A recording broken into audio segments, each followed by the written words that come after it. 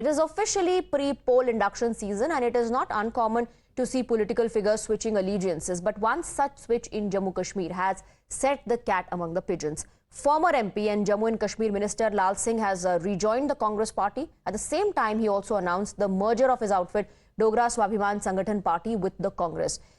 Singh is a two-time former member of parliament from Udhampur. He has been the health minister and forest minister in Jammu and Kashmir. He represented Basoli in Jammu and Kashmir Assembly. लेकिन Congress party में फिलहाल उनकी वापसी हो गई है और कांग्रेस के लोगों को ऐसा लग रहा है कि इससे जम्मू कश्मीर में कांग्रेस पार्टी को एक बहुत ज्यादा मजबूती मिलेगी।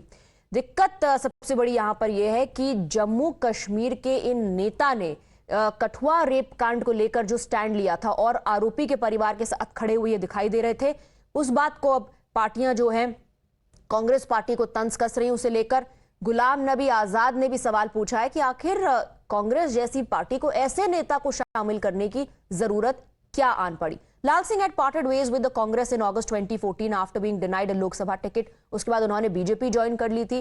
बीजेपी ज्वाइन करने के बाद वो कैबिनेट मंत्री बन गए थे बीजेपी पीडीपी की सरकार में 2018 में, लेकिन कठुआ रेप मामले के बाद उन्हें अपना पद छोड़ना पड़ा था और उन्होंने अपनी पार्टी DSSP लॉन्च की थी। When asked about the controversy, he remained unapologetic. This is my choice. और जब आदमी की मन करता है कि कहाँ ठीक हो सकता है, सिस्टम की खराबियाँ कहाँ खराब हैं और कहाँ ठीक हो सकती हैं, तो उसको डिसीजन लेना चाहिए। ये सुख नहीं देखना चाहिए, कभी कभी दुख में भी देखना चाहिए। तो इसलिए हमने जो हमारे इलाके का, खासकर हमारे जम्मू का, स्टेट का जो हाल हुआ है, उसके लिए मुझे बड़ी तकलीफ है। तो मेरे लोगों को बहुत ही इंतहा तकलीफ दी गई है, आप सोच नहीं सकते। भारतीय जनता पार्टी अब कांग्रेस से सवाल पूछ रही है कि नारी न्याय की जो बातें आप करते हैं और वादा करते हैं, उसका क्या होगा, क्योंकि आपकी पार्टी में इस तरह के नेता शामिल हो रहे हैं जिन्होंने एक कठुआ रेप जैसे मामले में पीड़िता की बजाय आरोपी का साथ देना ज्यादा बेहतर समझा था।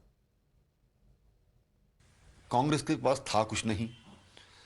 भारतीय जनता पार्टी ने 1 मार्च को अपना कैंडिडेट डिक्लेयर कर दिया। आज 20 दिन बीत जाने के बाद भी वो कहीं ढूंढ रहे हैं, जम्मू के लिए अभी भी नहीं मिला है। डर है भारतीय जनता पार्टी का, तो उसी आधार पर कोई सौदेबाजी हुई होगी। तो लाल सिंह जी ने ज्वाइन किया है, पहले भी कांग्रेस में थे, अब फिर चले गए। पवन खेड़ा का, जो उनके बहुत बड़े लीडर हैं कांग्रेस के, उन्होंने बयान दिया था कि भारतीय जनता पार्टी रेपिस्ट का समर्थन करती है, ये करती है, वो करती है।